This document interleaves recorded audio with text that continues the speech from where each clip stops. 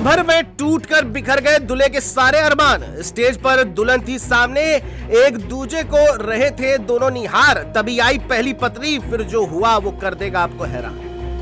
शादियों का सीजन चल रहा है, लेकिन इस बीच एक ऐसी शादी चर्चा में आ गई जिसे जानकर आप भी हैरान हो जाएंगे, क्योंकि पल भर में ही दूल्हे के सारे अरमानों पर उस वक्त पानी फिर गया जब पहली बीवी उसके सामने आ गई। दरअसल ये पूरा मामला बस्ती जिले का है, जहां शादी का माहौल अचानक ऐसे बदल गया जैसे किसी फिल्म का सीन चल रहा हो। बता दें कि पैकोलिया थाना क्षेत्र के पिरेला गांव में विनय दूसरी शादी करने बारात लेकर पहुंचा था। बैंड बाजा, लाइटें, स्टेज पर सजी कुर्सियां और दूल्हा दुल्हन की जयमाला, सब कुछ बिल्कुल सामान्य लग रहा था। लेकिन तभी समारोह में एक ऐसी एंट्री हुई जिसने पूरे माहौल को पल भर में हिला दिया। विनय की पहली पत्नी रेशमा अचानक स्टेज तक पहुंच गई और पूरा माहौल शांत हो गया।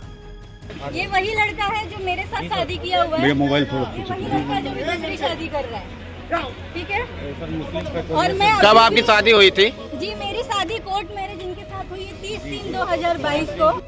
रेशमा सीधे स्टेज पर पहुंची और सभी के सामने विनय के साथ अपनी शादी की तस्वीरें दिखाने लगी। उसने बताया कि विनय ने 30 मार्च 2022 को उसके साथ कोर्ट मैरिज की थी और बाद में परिवार वालों ने भी शादी करवाई थी।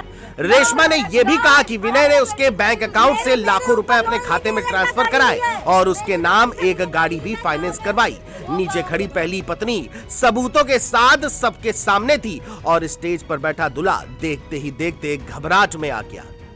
रेशमा ने बताया कि दोनों के बीच कुछ विवाद जरूर हुआ था, लेकिन कभी तलाक नहीं हुआ।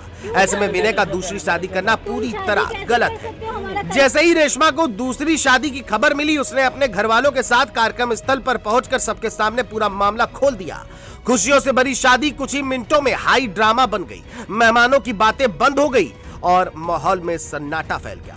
ड्रामा इतना बड़ा कि किसी ने पुलिस को सूचना दे दी। पुलिस ने भी मौके पर पहुंचकर पूरी शादी रुकवा दी। दूल्हा वहां से बचकर निकल भी नहीं सका और पुलिस उसे थाने ले गई। इस मामले में एडिशनल एसपी श्यामाकांत ने कहा कि पहली पत्नी ने लिखित शिकायत दी है और आरोप लगाया है कि उसका पति बिना तलाक लिए दूसरी शादी कर रहा था। साथ ही आर्थिक धोखाधड़ी का मामला भी सामने आया है।